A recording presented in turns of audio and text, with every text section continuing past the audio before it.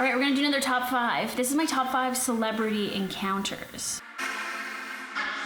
These are a mixture of things that happened from doing interviews at Much Music, but also just like those random seeing celebrities in the wild type scenarios where you kind of freak out because you're like, oh my God, it's an actual celebrity. And that doesn't really happen to me that often. At number 5, it was a long time ago, about 2003. My best friend Amanda and I were going to see the White Stripes.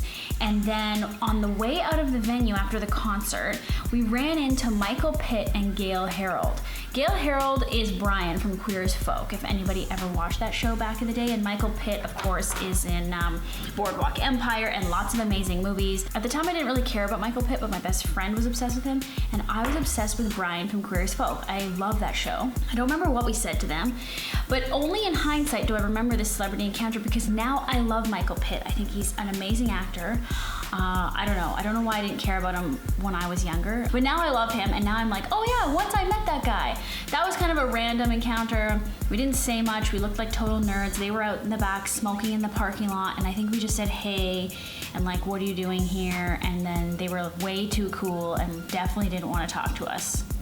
My number 4 celebrity encounter is Seth Macfarlane. When I worked in Vancouver, I actually interviewed Seth Macfarlane. It was amazing. I love Family Guy. I'm obsessed with that show. It's my favorite. My friend / this other producer that I used to work with in the same building, she was doing an interview for Space Channel. So she was there. She didn't really know anything about Seth Macfarlane. I had to tell her all about him. And then she kind of like, he's so charming, so she kind of like got into him that night, did her interview, and then he was hanging around with his like agent or manager, total agent Hollywood guy. Seth Macfarlane was like kind of hitting on this other girl, this producer friend of mine that was there, and they eventually said like, oh, you guys want to go get a drink with us or whatever, and of course I got paired up with the agent guy. Like I had to like talk to him all night while Seth Macfarlane proceeded to hit on my fellow friend beside me. But anyways, I was like, I don't care, I'll go for these drinks. Let's go hang out with Seth Macfarlane. So we went to this bar in Yaletown. We went there in like his rented limo, and then we hung out till pretty late. I got really drunk, so I barely remember what happened, because now I'm thinking back and I'm going, what did I even talk about? What did I even say to Seth Macfarlane? I have no idea. Nothing happened, obviously. She wasn't interested. She just thought it was fun to like, you know, tease him, I guess, and hang out with him. He paid for all the drinks. On the way out of the bar, he like hands over like a bunch of 20s to this homeless guy that's on the street. I don't remember if it was like 1 Canadian 20 or like 3 or 4 Canadian 20s. But he was like, I don't need this money anymore. He just gives it to him. And I was like, that's such a funny move. Like that's such a movie move. Like a celebrity giving a homeless person on the street like a bunch of money. Okay, my number 3 celebrity encounter, I'll try not to make it a very long story, but it is Donald Glover, aka Childish Gambino. This was about 2011. He was just on his come up. He had released the EP. He was doing the I Am Donald tour. He was at a small venue, the Opera House here in Toronto. I had interviewed him on the show, and then of course Donald Glover likes Asian girls, so I was a little bit nervous about that. I was like, I hope he doesn't hit on me. And here's the thing, guys, I am not a groupie. I like specifically go out of my way to not be friends with celebrities and artists and people that I had to work with in a professional capacity. I was just like, I go in, I do my interview, and I leave. I'm not friends with anybody. And I just never wanted to have those lines be blurred on the job, or ever. But in this particular case, my friends that were going to the show with me were like, get Donald to invite us backstage. Like, you have to kind of like flirt with him and get him to do that. And I was like, I'm not doing that. I didn't even try. I didn't do anything. He was just like, you guys want to hang out later? You want to hang out backstage? And I was like, oh, okay, yeah, we'll let you know when we get there. And I was like, I don't want to do this. After the show, we were milling around, and I didn't want to mill around. I wanted to leave. We go outside the venue. There's tons of people all waiting for him to come out the backstage door to go to his bus. And I was like, we gotta get out of here. I don't want to be in this crowd. We're never gonna get his attention. And then he messages me, and he goes, at Lauren Toyota on Twitter, you hanging? And I was like, okay, so we're hanging, I guess, now. So we hang out with him backstage. And here's the thing, guys, hanging out backstage is not fun. Hanging out backstage is lame as hell. There's nobody there. It's roadie people, the artists, and they're just trying to like be cool, or like they're trying to either get out of there because they're tired and they don't want to hang out with people, or they're trying to get laid. In which case, if someone's trying to get laid, you do not want to hang around, because unless you want to be that person, you probably should get the heck out of there quickly, which is exactly what my radars were sensing. And I was like, I want to get out of here quickly. There was other girls hanging around. There was me, my 2 friends, and then a bunch of other girls. And it was kind of like, who's it gonna be? I was like, it's not gonna be us, obviously. We ended up overstaying our welcome, hanging out on the bus with him and his other bandmates, these other girls who were like clearly trying to like hook up with him. We were listening to Michael Jackson on his laptop. He's like talking to me, we're talking, like I'm trying to talk to him like a real person, but I'm getting this sense like he's kind of sad. And I was just getting this sense that like he was very uncomfortable or something.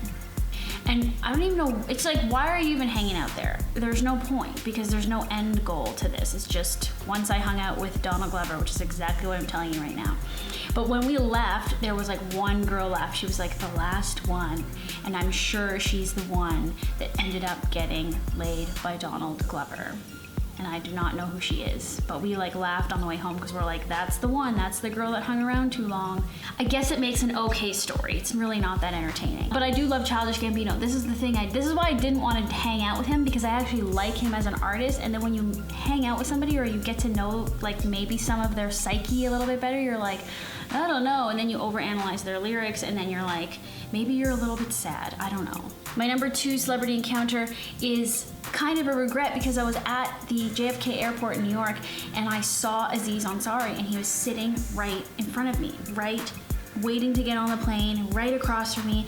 And the whole time I was with a producer friend of mine who were also on the job, and I was like, I don't know if that's Aziz Ansari, I'm not sure. He was dressed like kind of very nerdy and unassuming. And I was like, is that him? It was totally him. I didn't say anything. I wish I just said hi. He probably would have been really nice. He probably would have been excited that somebody actually knew who he was. And I didn't say anything. But I love Aziz Ansari and I wish I said something. And my number 1 celebrity encounter is a big one. Also, I was in New York when this happened. I was eating at a place called Butcher's Daughter, and a lot of famous people go there. In fact, that day, Leandra, the man repeller, was eating there. She walked in, but then Leonardo Dicaprio showed up, so nobody cared about her. Leonardo DiCaprio was sitting outside, like I was sitting at the window with John, and then Leonardo DiCaprio was sitting at the table outside on the street with his girlfriend, that model Tony that he was dating, who he's not dating anymore. They were sitting out there eating, and I'm trying to shoot a video through the window of the back of his head, because I'm not even that obsessed with Leo. Like, I think he's a great actor. I think he's an amazing person as far as celebrities go. But my 2 best friends, the one I mentioned earlier, Amanda, who really likes Michael Pitt as well, they're obsessed with Leo.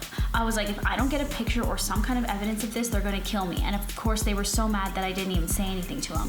But I couldn't say anything to him. He's there trying to eat a sandwich, hanging out with his girlfriend, and he looked like he didn't want to be bugged.